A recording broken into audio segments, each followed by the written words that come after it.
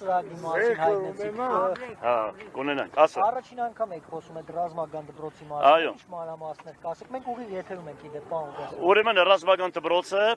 մենք ունենք 17 սպորտ դպրոց, որ մոտավորապես 7 դպրոցի բորոք է բացվել եւ մնացածը վերազինել ենք, վերակառուցել ենք եւ ամեն ինչ երաշտական դպրոցներ։ Ուրեմն մենք ինչի պետք է այսօրվա այս լուրջ վիճակում երկիրը կանգնած է պատերազմի շեմին մշտական, այո, քաղաքապետարանը պետք է ունենա ռազմական դպրոց եւ երեխեքին պատրաստի ուղարկի բանակ եւ հրանոթների սովորեցում լուրջ մասնագետներ են բերելու եւ մինամյոտ կրակել եւ կարեւոր է թրջողանոթաճու սարքերը, որը այսօր պատերազմի սիրտն է հանդիսանում, դրանք անպայման պետք է մենք ունենանք եւ մասնագետներ պետք է բերենք եւ պետք է պատրաստենք անպայման եւ քաղաքային բյուջեից պետք է որոշակի մասնակցություն ունենանք եւ անհատական ամեն մեկս պետք է մեր ֆինանսներից ներդրում անենք։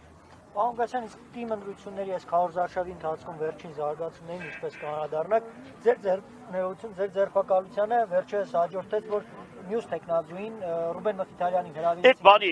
մի րոպե այդ կանչելին ինչի համար, պռավի համար, այդեր սեդիզենարը Ռուբենի ռեյտինգը բարձրանա, թե չէ պռավի համար կանչեցին քննիչական կոմիտեն, հենց է խառնվել եք իրար այդ հեքիաթները մի պատմեք, հարգեք, որ իշխան խոսացեք։ Ամենաուժեղ մրցակիցը իրենց դուք եք։ Ում։ Քաղաքացիական պայման։ Բելով դերնի։ Դու չես կարող ես, պետքան վերես գրել ես։ Մինչև այսօր 20 տարի վերես գրեցին ու լենագանցի էլ աղջիկ ես, հասա։ Էլի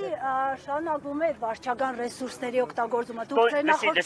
լսի, նա ինչ եմ ասում։ Հիմա ասում եմ։ Ինչ ուզում է անեն։ Ինչ կան ինձ։ Ուրեմն պրոբլեմ ստեղծեցին։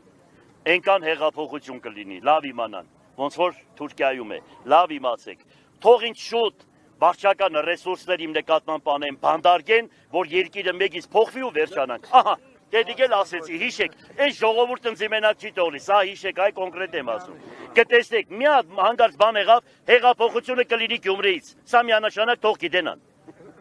Թող ինձանից իրանք վախենան։ Ես իրանցից վախենալու բան չունեմ։ Եվ այս կյանքում, եւ հանդերձյալ։